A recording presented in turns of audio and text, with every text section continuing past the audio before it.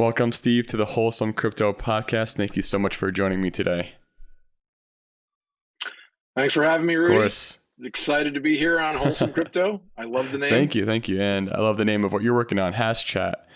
We know you as the founder of Hashchat, currently in beta, and I'm excited to get into that. We also know that you've taught in blockchain ventures for MIT and Babson. So educator, builder, founder, a lot of good qualities that we love to see in the crypto world. But before we get into everything that you're doing and have done in the crypto world, what was Steve like before even hearing about Bitcoin or anything blockchain related? Where were you in life?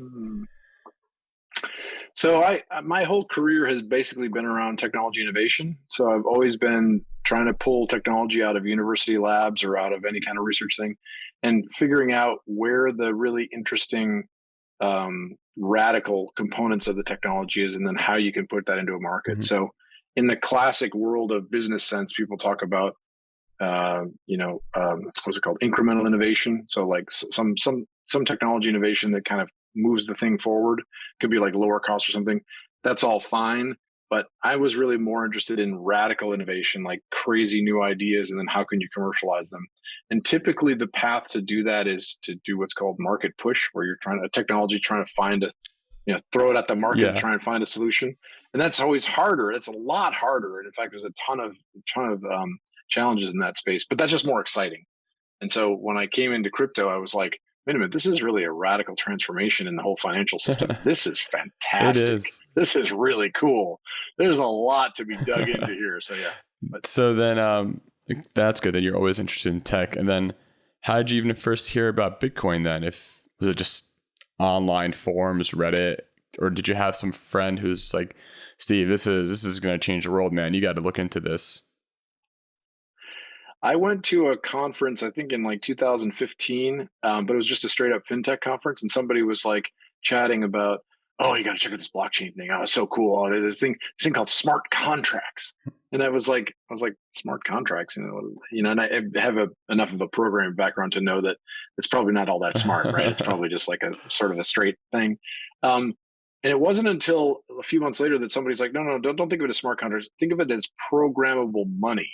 And that's when I went, oh, wait a minute. That's a completely different story, right? If I can take some assets and program where I want them to go to get the best yield, or move them around, or do underwrite a loan, or automatically send a payment or something and then have it come back. If I can do that in code, and it's like it's like an infrastructure that's all over the world right now, I'm like, whoa, this is cool. I got to dig in even more into this space now. So that was about 2016 or so when I finally just kind of like the light bulb went off, as everybody does, right, in the space. Yeah. So it sounds like your mind was firing up with ideas and things that can happen with the blockchain world. And I guess, in that time it was, Ethereum was the main coin for smart contracts and programmable money. But so then Bitcoin wasn't really on your rate. Well, it wasn't really the coin of interest for you then. No, Bitcoin is definitely and will always be the OG, right? So it started out, and that was like, and I don't know if your readers or your listeners have looked at the history of kind of doing electronic money. There's that whole e-cash. People have been trying to make a run at this for a long time. There's been a lot of failed experiments before Bitcoin came along and just like all of a sudden tracked it. When I taught blockchain ventures, one of the key things we would read very early on is the Bitcoin white paper. So you gotta like read that and get into it. And you don't actually have to be, there's like one section that's super nerdy that you can skip over if you're not a technical person. But the rest of it, I made all my MBA students read it over. So I definitely recommend people go and take a look at it, because it's the weird thing is you look back at it and you say, why was this the thing that really took off? And it's amazing to look at it. So I hold up Bitcoin as the OG, and then I look at what I usually say. Bitcoin is kind of like the Dow 30, and Ethereum is more like like the Nasdaq. It's like where the Microsoft is and where the programming nerds are in the Ethereum world. So you're always going to have a store of value here in Bitcoin that's going to be available. But then if you want to find out what the nerds are doing, you go to the Ethereum community. So then, while you're teaching blockchain ventures, how is that experience with trying to educate people on blockchain and they've never heard of it? Like, was it an easy topic to like share and convince students like, hey, this is might change the world. Like, are you interested? Or they kind of just, all right, whatever, Steve, you're boring nerd stuff again. No one cares. well, luckily, it was an elective. So they wanted it. I got the beginning point is that the students actually selected it and wanted to be there. So in that sense, I didn't have to suffer with the whole like, no, this is a requirement. You have to learn this stuff. But no, it's surprising how, I mean, I'm a little bit older than the average crypto person, but it's surprising how digitally native everybody is. So, the basic concepts of kind of what we're doing in the world of crypto and web space is all standard and all very normal. And the new stuff around how can you have this sort of global crypto rail where you're moving assets around that's anonymous.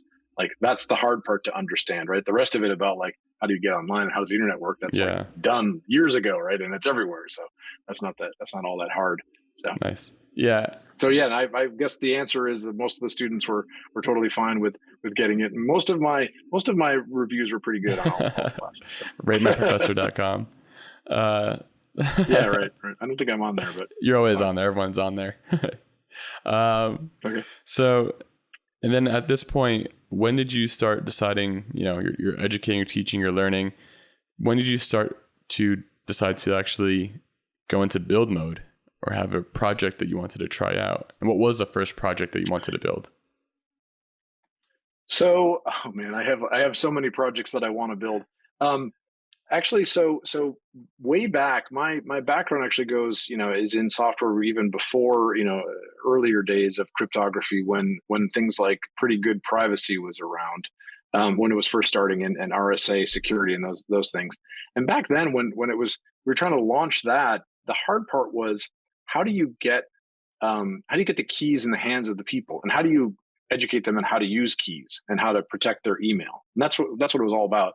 So we set up all these, servers all over the place so you could download people's public keys. And then people were like, what's a public key and a private key? And how does that all work? And what's this additional software I have to add on to my email client in order to encrypt something? And why should I bother encrypting it anyway? So there was a ton of education that had to be done to all the individual people in order to get secure end-to-end communication happening. And for the past 2 years, I've been watching 2 years, more than that, probably 3 years now. I've been watching the crypto community trade trillions of dollars on this wonderful crypto rail. And I'm like, why can't we use this exact same thing to send encrypted messages to each other? Like, it's such a fantastic, We've already done all the headache of educating people and storing your seed phrase and making sure you have your wallet and all stuff. I'm like, we should just be able to send messages on the same rail. So that's when I finally got sick of it in March of this past year and started Hashchat, which is the wall-to-wall messaging app that is on my ID here. So that's the real project that I finally was like, okay, I have a whole bunch of little interesting projects I want to work on, but this is the one that it's time to really kind of make a push for this, because there's so much to be built on it once it's there. But yeah, absolutely. And that's the whole point of cryptocurrencies and blockchains, being able to talk with changing money between each other. We can also exchange messages and exchange votes and exchange anything that we want to put on the chain can be put on the chain, to just have a way of owning and sharing, and if you want, privately or publicly. So then exactly. The thing is, with messaging, it's kind of like it's tough because it's a tough industry to crack into, because obviously we have regular SMS, then we have like apps like Telegram, Signal, and we also now have other programs or other blockchain companies trying to run their own type of messaging service. And like, for our users, can you explain a little bit more what Hashchat is and why is it different than the existing products? Yeah, sure. I would be glad to. What a great question. I want to learn more too. Yeah. So initially, Hashchat is simply a wallet-to-wallet, end-to-end encrypted messaging app. So you start with your wallet and you can communicate directly with another wallet on that. That's like table stakes, right? That's what everybody else has. Not a lot of them have encryption. Not a lot of them do the end-to-end encryption, which is a really hard part, but it's critical if you want to build kind of a crypto rail. So right now, our differentiators for the people that are doing beta testing is that it automatically connects you to the NFTs that are in your wallet. So if you have an NFT, there's a community you can join that's associated with that. That everybody that has that NFT within that group would be in the same community. And the initial use case has been Gnosis safe chat rooms. So if you think of the phrase that I use a lot of times is that a Gnosis safe is like the board of directors of crypto. Mm-hmm. So the people that are on the signers on a Gnosis safe are like the ones that are in control of the treasury, and those are the ones that make the decision. So if you have a Gnosis safe of say 7 people, and there's like a 5 of 7 signature requirement on it, those people in that group automatically get a private chat set up for them once they connect to Hashchat. And that solves a lot of problems around like, hey, we've got to remember this transaction we have to sign. Wait, which one was that? Oh, that was in Discord, or that was over here. It's like it just centralizes it all, so you can just have a private end-to-end chat only with the signers. And it also, if you take the signer out of the chat, and if you take a signer out of your safe and you want to put someone else in there, it just automatically, brings that person into the chat, so you can continue the conversation and continue the thread. So that's probably the first sort of big use case. The second one is something that we're actually currently in development on, is to have effectively the board of directors of crypto send an officially signed message to their token holders. And this is something that I mentioned before about being very interested in radical innovations. I'm always asking the question, what is it that crypto can do that we can't do anywhere else? Like, what is unique about crypto, and how can we really make that into an application? So I thought about, having to send out, like, let's say I want to send out an M&A message from like the board of directors of like we're going to acquire some other crypto company, and somebody else is like wants to trade on that information or wants to, take some action on it. How do they know that that's actually a valid message, that it's true, that it hasn't been spoofed or anything? With the crypto rails we can have the ability to click on things and to verify and certify things now. So that's the ability that we're building into Hashchat, kind of in the next version of it. That is critical, because I mean, we, especially with like how the internet is now, hacking accounts is a real threat. People have large influencers have had their accounts hacked on Twitter, and even things like deep fakes that can easily scam people too. So if Elon Musk has a deep fake out there saying buy this coin, even if it's not deep fake, whatever he says, people will just do because of the amount of influence he has. And it's a dangerous game, and you always want to make sure the person that is saying something is actually them saying something. And yeah, I mean, hopefully that'll hopefully be a problem solved sooner than later before it gets too bad. But I'm excited to see that Hashchat is solving these problems. So yeah, it's in beta today, so we can actually test it out and use it. I actually used it earlier, so it was pretty clean, pretty neat. I actually am excited for it. You can find me in the ENS NFT community, guys. Or just DM me there. But as you're building and as you're like living in this industry, again, it's a 24/7 industry. How does Steve take his time to take a mental break or step away from crypto and just kind of decompress from all the insanity of crypto? This, you just see, trying to solve everyone's problems online, or and I know you've also been to a lot of conferences, giving a lot of talks. It's a lot, and it's a lot of fun too, but it's also a lot on the person. So I'd love to know, what does Steve do outside of crypto and to keep himself sane? It's a good question. And I need to do more of it too. I think that everybody suffers from that, especially with all this like convenient work from home. That means you never leave work, right? You're always on, you're always available. And it is you're absolutely right. It is a global industry. It is a 24-hour industry. I have partners and employees all over in all time zones. So it's a little bit crazy from that perspective, but, to take a break, I mean, I've got a family, so we just dropped off some kids in college. So it's always fun and emotional. And I'm also trying to get back into biking too. I'm going to go do a nice long bike ride down Save the Bay, I think it's Hmm. called Buzzards Bay. You tour around the oyster land, and of course, you got to eat oysters too. So that's a good break from crypto. Yeah, I love those. And then I did actually. I think I drove my motorcycle. I've got an all electric motorcycle, and that's Oh, kind of what? fun. That you can't touch the phone when you're driving a motorcycle. You have to have both hands on the wheel, especially when you're What cruising does along. it do if you're mid ride and you just want to touch or just take your hand off? That's You can't do no. You've never driven a motorcycle. It's like I riding a have bike. driven a motorcycle. Can't take your hands off. I've seen people. There's a secret So wave for motorcyclists that I know of, so you gotta take your hand off for a second.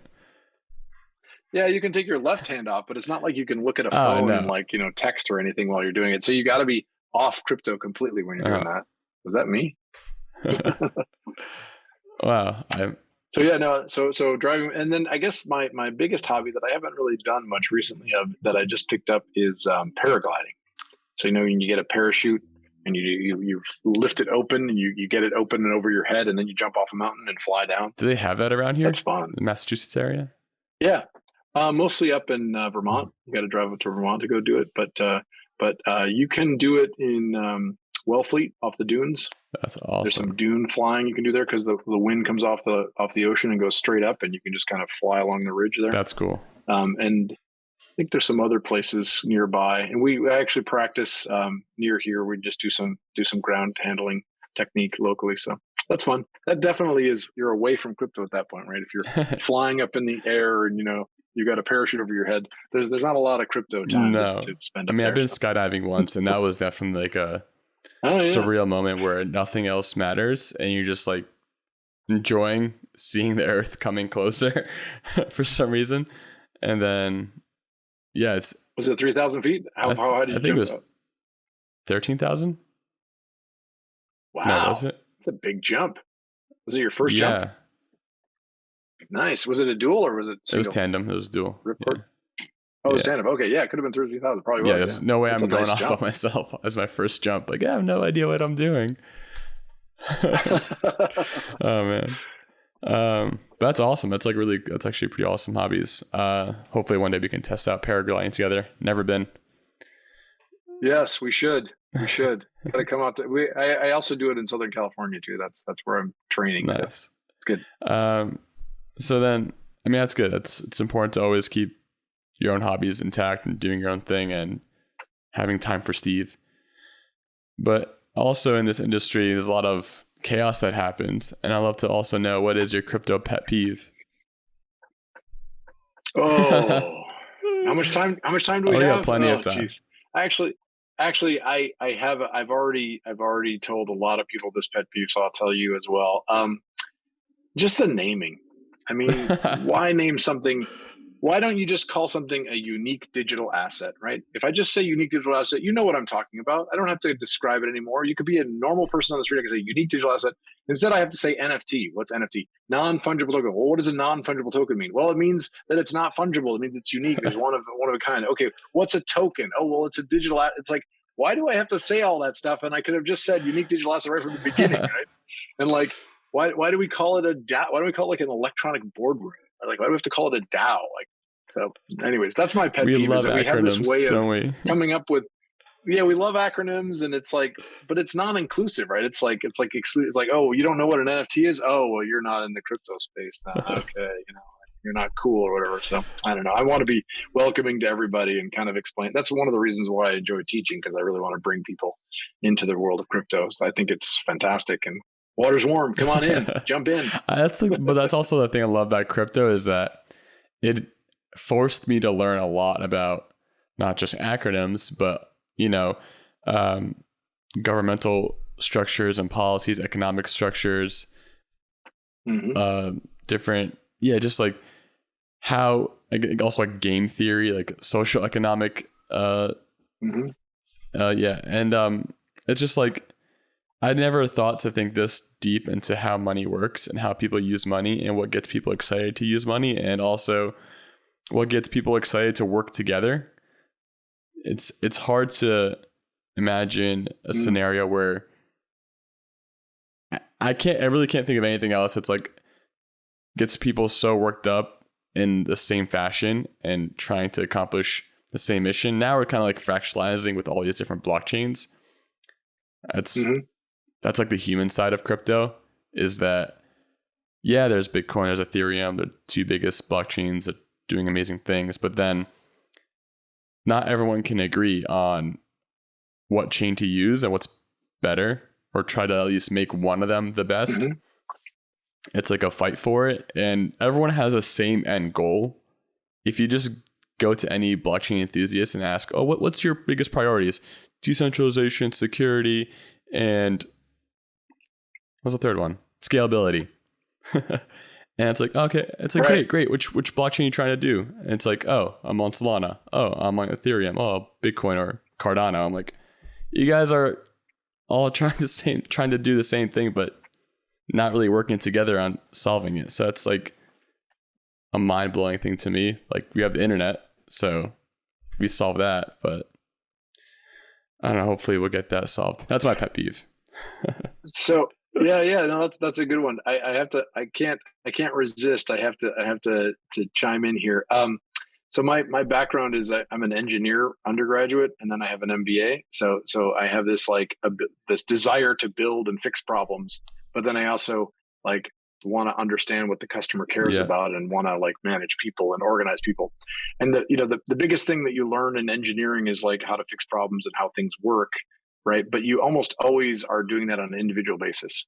And the biggest thing you learn in like MBA school is like, if I have a team of fantastic people and they hate each other, that's a worthless organization, right? Like that organization's not going anywhere. If I have a bunch of B players, but they love to work together and they love to like just get together and work on stuff, that's a fantastic organization. That's like, and it was like in engineering school, it's like, well, did you get an A or not? Like, okay, well, you must be an idiot if you didn't get an A, right? It doesn't matter if you like hated your peers. If you got an A, that's what mattered. And then like in business school, so I see both of those dynamics playing out in what you just said, right? It's like, I've got this layer 1, it's better than all the other layer. I got this layer 2, it's better than all these other layer 2s, and technically speaking, it's fantastic. And it's like, but they don't like each other, and nobody wants to work together. So it's like, if we could just work together, then it would be so much better.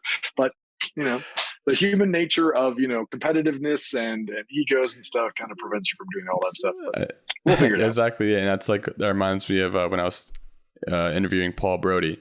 He was saying, like that's an engineering mindset, is to, I can do better. Let me just start from scratch, wipe everything off, and start new. Right. But then there's business people I don't care what we use. The money is in Ethereum right now, so I'm just gonna build an Ethereum. It works, and everyone's agreeing on it. So that makes sense. Yep. It's definitely a fun battle to see play out, but that's a free market for you, right? No, and the speed of innovation in this space is fantastic. I mean, you've already got access to all the customers already figured out, right? Everybody's got a wallet. We already can access all of them. So then it's like building apps on top of these existing rails is just fantastic, or building another layer 2. You just as fast as you can get them going, you have users that are ready to adopt it. So it's wonderful from that perspective. Yeah. I mean, you got to do the marketing, right? You got to get the word out. Funneled marketing. That's like my MBA skills kind of stop right there. I'm like, it's like my engineering MBA is also just like, why don't you people just get it? Like, just use this whatever I'm doing. It makes sense to me, but you have to like shove it in people's faces. Like, this is the best product. Let me tell you why, with these fun images. Yeah, exactly. Business would be easy for those damn customers. That's the engineering view, right? Like, man, my product works great. It's the customer's fault. They don't know how to use it. It's definitely a different part of the brain. Yep. So then I'd like to know also, like, what would you be doing if you never got into crypto? What would your life be like? Or what industry would you be focusing other than technology? But how could you even imagine your life before crypto or without crypto? I can't imagine it. I would probably be trying to find some other interesting, radical technology that needed to find a home in the commercial marketplace, where we could disrupt certain things and kind of, in new, interesting ways. That's kind of what I've been doing before crypto. So I would just keep doing that, I suppose. Doesn't sound very exciting when I put it that way, though. Radical change. It's pretty exciting to me. Yeah.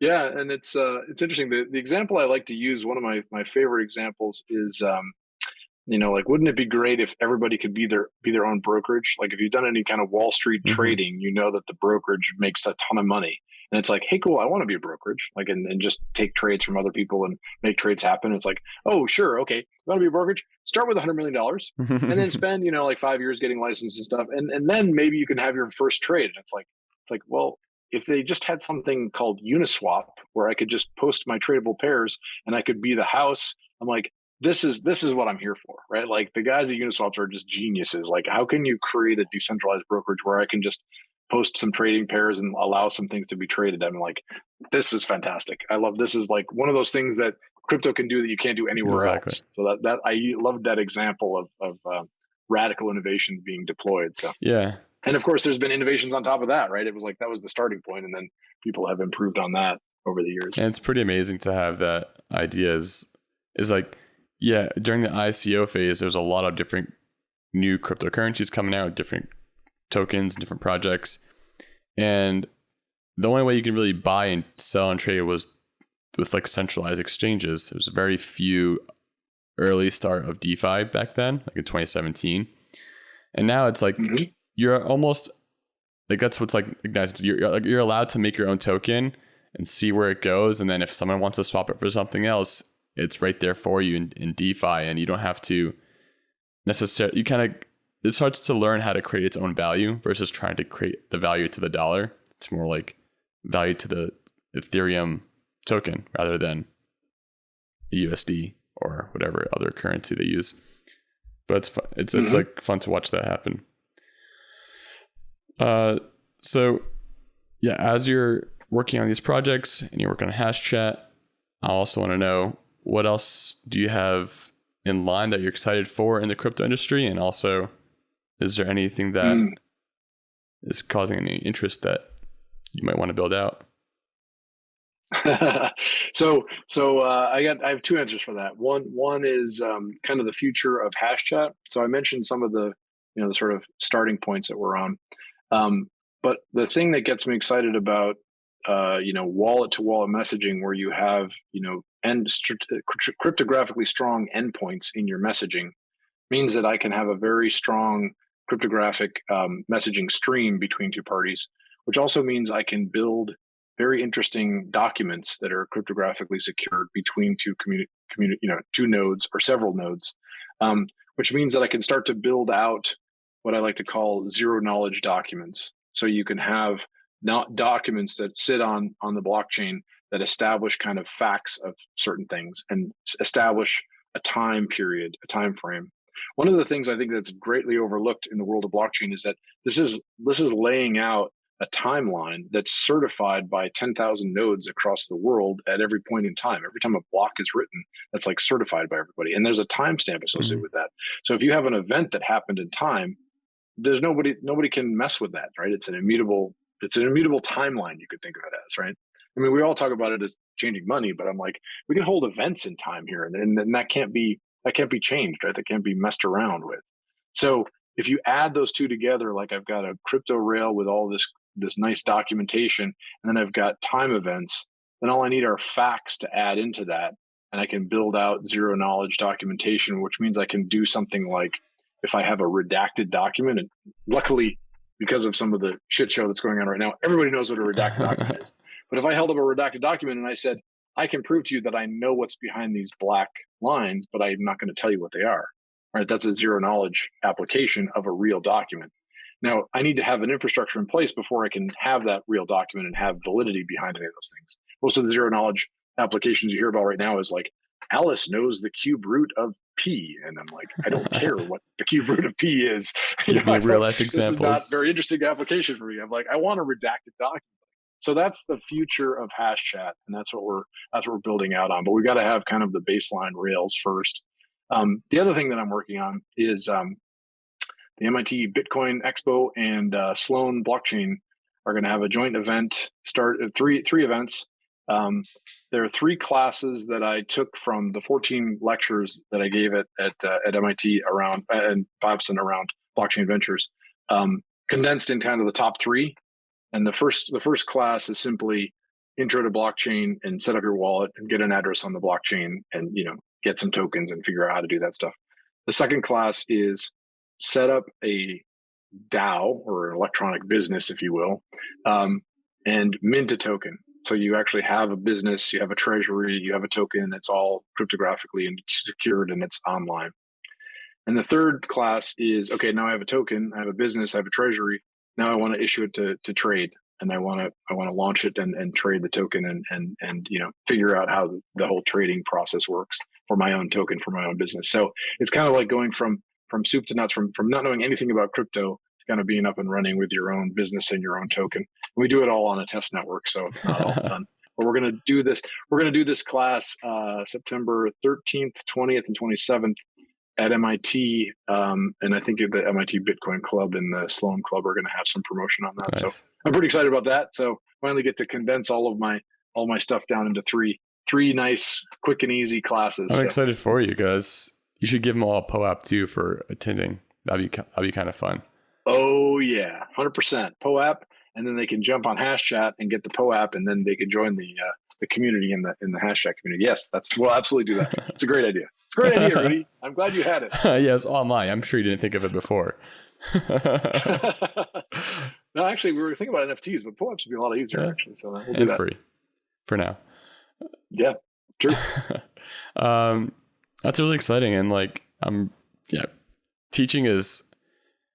I think teaching about blockchain is so it's beyond underrated. It's people, we say, oh, we're still so early, but I'm not seeing as many people trying to teach and expand and more explain the technology of cryptocurrencies and what it can do for you. Everyone's saying, oh, buy this NFT and it can make you a millionaire overnight, and it's, oh, make sure you buy Bitcoin and Ethereum because you're going to become rich buying them. It's like, all right, you're talking about buying and selling and trading. It's the advice is you can do that on Wall Street, right? It's just the education value has become more trader advice rather than technological advancement. And what you're doing with Hashchat is the reason why blockchain is really exciting, is the ability to do transactions and view history and actually say, okay, I've been part of this history. I have proof that I was here, I existed, and I saw this happen. And it's, I guess that's something I really am excited for too. And rather people share that kind of news. So I'm grateful for you to continue that. Yeah. And I also want to know more of, do you think messaging is just the need to start this whole venture, this whole lineup, your product roadmap of Hashchat? Was that I know the end goal is much greater, but I kind of want to understand why start with messaging, and what was your experience or what was your core belief in that starting point? The core belief was that no one was solving the problem that needed to be solved, which is a decentralized end-to-end messaging application. There were a lot of people that were doing protocols that are just saying, hey, let's get a protocol and then other people will figure it out. But I wanted to have that Rails first set up correctly so that we can build on top of that. So that's the reason why we started with messaging, and also because I had a team of people that know how to do this really fast. So I thought, let's just crank this out and get this running, and then we can add some things on top of it. So we've got a nice partnership with Gnosis Safe guys and with Lens Protocol too. They're building a whole infrastructure for decentralized social webs and stuff too. So that's exciting. And we're looking forward to growing a lot more stuff. I was wondering if you had I had a terrible messaging experience story and you just wanted to share something like Telegram stole my messages and I had to. Well, I will tell you that one of the reasons why I've sort of put it off for the past couple of years is because I thought we have enough messaging. There's enough messaging out there, right? Yeah. I've got to check Telegram and Discord and email and it just seems like there's an infinite number of messaging apps. And I thought the world doesn't need any more. And then I thought, wait a minute, no. We have a capacity to, and given COVID now, everybody's sitting in front of their machines. So I'm amazed at how fast some of the messages come back to me now. It's like nobody's in meetings anymore. They're all online and they can all send a reply to a message. I'm like, okay, we have a capacity for more messaging. Now I can build the one that's going to work. That's the right one. And we'll deploy that one into it. So we're working on a mobile version too, because I know that everybody Yeah. has, chat on mobile is required, right? So you gotta have that version of it. So, but anyways, yeah. Well, I'm also looking forward to that mobile version too. So, but yeah, so then one of my last questions is, what is your favorite wholesome crypto moment? Wholesome crypto Something moment. in your life. Right. Wholesome. A wholesome event. Not necessarily. Right. Okay. Wholesome event.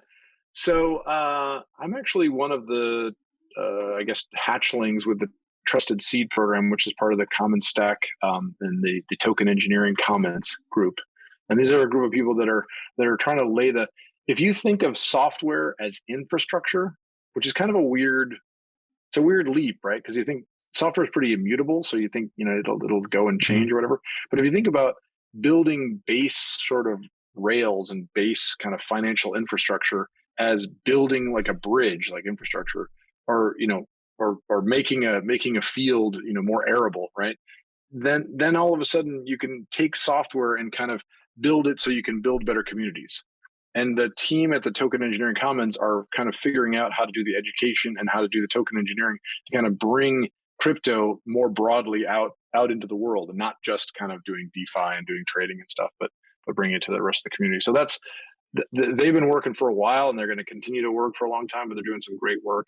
And then of course Gitcoin. I love Gitcoin. So I gotta plug Kevin and Gitcoin. So. Yeah, I actually interviewed Kevin a week or two ago. So nice, episode quadratic funding to be published. But yeah, crazy stuff. It is pretty crazy, and stuff. It's like it's amazing. Like it's a thing. It's people forget all these projects are being built by people like you, and if you want them to devote their time to it, it does require funding. We're not infinite sums of money who can just spend all our time dilly-dallying and building and trying things out. And if it fails, it fails. Oh well, it's a lot of work and a lot of time, a lot of money to actually hire a team and build that out. So having an opportunity for communities to share their ideas and get funded by the communities they can market to and talk to, it's amazing. It's beautiful. And a lot of amazing projects are coming out of Gitcoin. And did you post your project on there? Not yet. I think I will. I think there's one coming up. There's round 15. I think I funded every single round that's come along though, because it's such a powerful thing where you put $5 into something and it has like up to a $300 impact with the matching funds. And I'm like, this is fantastic. Why doesn't everybody do this? This is like, you put in like a few $100 and you have thousands of dollars of impact. I'm like, this is great stuff. That's the whole nature of quadratic funding, right? It's like the wave of the future. I think we should get quadratic voting figured out too. So anyway, quadratic voting, it's good. But so I should tell you one quick story if you don't. Tell me, please. Back in 2019, I want to say it was. There was a group in Boston that was focused on radical markets. This is a book by Glenn Weil. Okay. It's like this phenomenon, radical exchange, radical markets. Anyways, one of the things was talking about quadratic funding, one of the core tenets of the book. But then there was also harbinger tax, which is basically anytime you hold an asset, you have to pay the tax of the value of it in order to hold on to the asset. Otherwise, it goes up for sale. So the asset's always available for sale. So back in 2019, me and Nick, well, I won't say names, but some other crypto nerds from Boston got together and we actually played Monopoly using harbinger tax rules. How'd you determine tax rates and how'd that play out? Did that make Monopoly last longer than it needed to? Because it's already a long enough game.